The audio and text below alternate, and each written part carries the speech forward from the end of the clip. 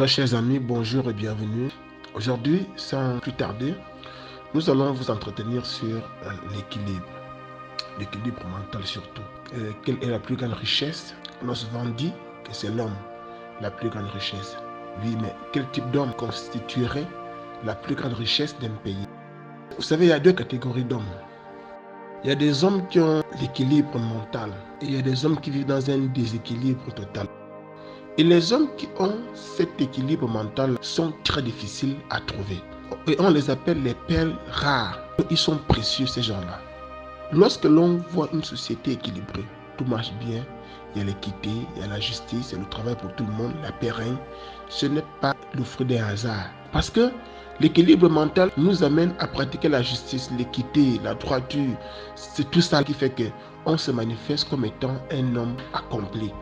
Et c'est ça la plus grande richesse parce que des bonnes bases sont posées. Alors que vous allez voir que ces gens-là étant rares, quelqu'un qui est par exemple cupide et que tu es chef, tu dois gérer. Mais tu vas gérer comment dans la cupidité? Tu vas voir que dans ton esprit, tu n'es pas équilibré. Quelqu'un qui est trop cupide, comme je disais, face à l'argent, va renier toutes ses valeurs d'homme. Il va même marcher sur la dignité humaine. Pourquoi? Parce qu'il est l'esclave de l'argent.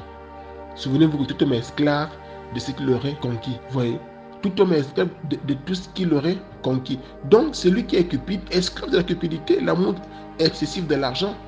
Donc, d'aucuns sont maintenant prêts ou bien marchent encore sur les autres à cause de l'argent. Donc, vous voyez qu'ils ne sont plus équilibrés. Quelqu'un qui pratique l'infidélité, il est prêt à cause de la luxure à prendre la femme de son voisin. Et c'est tout cela qui amène les guerres, les jalousies, les querelles. On peut avoir de l'argent lorsqu'on n'a pas une mentalité assise. On n'est pas équilibré mentalement, où on vous dit, depuis que tel a eu de l'argent, il a changé. Mais parce qu'il y a un déséquilibre en lui. L'argent le domine. Celui qui est violent, il a un déséquilibre mental. Parce que cette violence va l'amener à maltraiter ceux qui sont autour de lui. Mais il faut aussi voir que la bonne violence est celle qu'on pratique pour mettre quelqu'un sur le droit chemin. Les hommes riches sont rares. Où on disait que beaucoup ont de l'argent, mais ils sont pauvres avec de l'argent. Ils sont pauvres parce qu'ils n'ont pas la paix intérieure. À chaque fois, ils vont toujours commettre des actes bizarres parce que le mental est déséquilibré. Et beaucoup de gens vivent dans ce déséquilibre-là. Ils naissent avec, ils grandissent avec, parce qu'ils ne cherchent pas à se former. Il faut d'abord former l'être humain à l'intérieur. Si l'être humain ne naît pas dans nos cœurs, dans nos esprits, dans nos âmes, souvenez-vous, le Fils de l'homme, c'est l'homme qui doit naître, c'est l'homme qu'on doit élever.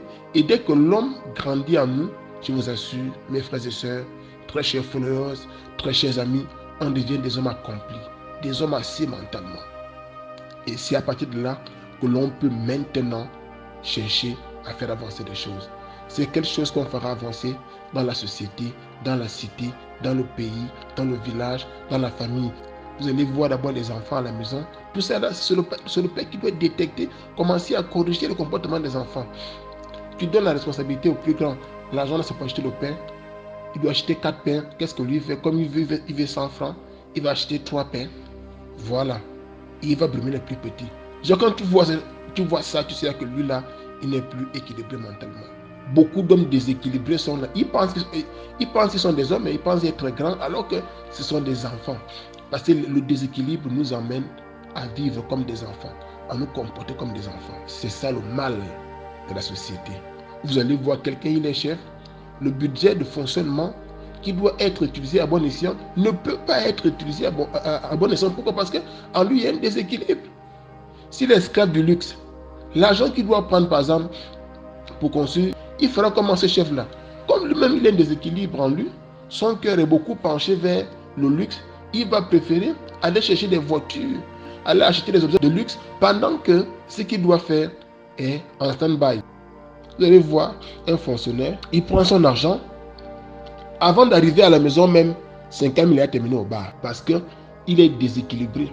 Il est beaucoup penché vers le divertissement. Même des élèves, quelqu'un sait que j'ai devoir demain. Au lieu de s'asseoir, réviser tes cours, tu es tellement attiré par les autres. Tu dis, oh non, on est en bois de nuit, on est à lui, tu fais comme un frangin, le téléphone sonne. Obligé, tu fermes le cahier, tu vas. Et tu rentres à 3 h du matin, tu dors, tu rates ton examen. Pourquoi? Parce qu'il y avait un déséquilibre en toi. Vous allez voir les femmes, on l'envoie faire le marché. Au lieu de respecter la liste qu'elle a faite à la maison avec son mari, elle peut maintenant autre chose. Oh, j'ai vu telle robe, j'ai vu tel cabas. Non, mais si tu veux le cabas, si tu veux la robe, dis à ton mari, chérie, j'ai vu un cabas là-bas que je vais prendre. Voilà comment elle va hypothéquer dans l'argent de la popote. Et 3 semaines après, lorsqu'on dit au mari, on est qu'au 17-18, on n'y a plus la nourriture. Le pauvre se casse la tête. Pourquoi? Parce que la femme n'est pas assise, c'est une femme déséquilibrée. Tu prends de l'argent, tu dois payer l'école à tes enfants. Mais qu'est-ce que tu fais? Tu as une copine dehors que tu entretiens. Les 200 000 de l'école de l'enfant, tu prends d'abord 100 000 dedans pour dire, bon, en tout cas, à la fin du mois, je vais rembourser. Tu vas donner. Et à la fin du mois, il y a d'autres préoccupations très importantes. Qu'est-ce qu'on fait? Voilà maintenant l'enfant assis à la maison. Il y a des enfants qui sont retrouvés dans des conditions difficiles, parfois même qui n'ont même pas appris, parce que le père a commis une erreur à cause de son déséquilibre. Le déséquilibre est beaucoup présent dans la cité. Faisons cet effort-là d'être des hommes équilibrés. Faisons chaque chose en son temps. Ce qu'il faut faire maintenant, il faut le faire. Si tu as reçu des moyens pour ça, il faut utiliser les moyens que tu as reçus pour ce que tu dois faire. Vous avez les fonctionnaires, quelqu'un prend un crédit, je vais construire la maison. Dès que l'argent vient, il oublie même ce qu'il doit faire.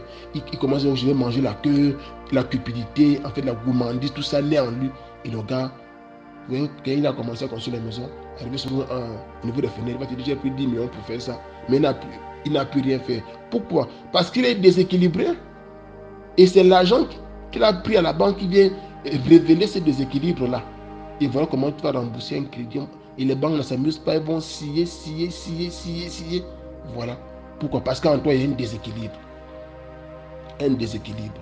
Il y a tellement d'exemples à prendre. Mais je veux juste vous amener à comprendre que c'est nous qui devons faire des efforts, de nous observer, faire un travail sur nous-mêmes pour éviter à tout prix ce déséquilibre-là. Parce qu'il met en mal notre évolution sociale.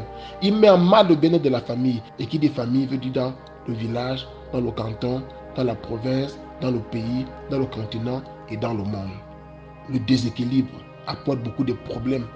Vraiment, très chers amis, je vous invite à faire preuve de responsabilité, de maturité. C'est pourquoi on dit Dieu cherche un homme. J'étais trop long. Je vous remercie pour votre attention, pour le temps que vous nous accordez. Merci. Merci à toi, cher internaute, d'avoir écouté ce message. J'espère que tu as apprécié notre enseignement. Si tel est le cas, n'oublie pas de liker, de commenter, de partager et de t'abonner. Active la cloche de notification pour ne pas manquer les prochains enseignements. Surtout, n'oublie pas de penser avec la tête et de décider avec le cœur.